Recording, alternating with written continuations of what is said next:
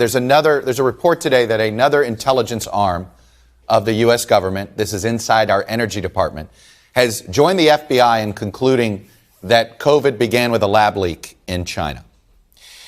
If we end up determining, if our intelligence community over time determines, this is the majority view, and it's the U.S. government's view, that this was a lab leak in China and that government covered it up, what should be the consequences?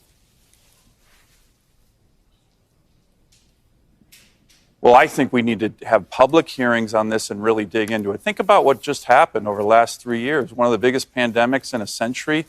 A lot of evidence that it's coming from the Chinese. And when other countries even raise it, like Australia, the Chinese use their coercive economic activities to shut people up.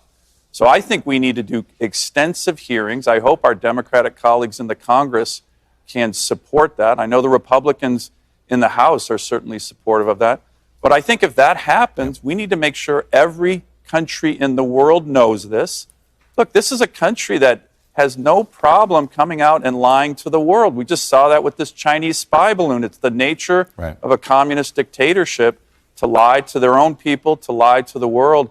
But I think that we need to make sure every country knows that and then look at what the consequences could be. Obviously, millions of deaths, huge economic impacts. And it would once again show that the Chinese Communist Party is not only a menace, but the nature of these regimes is to lie to the world, and we need to make that clear to people.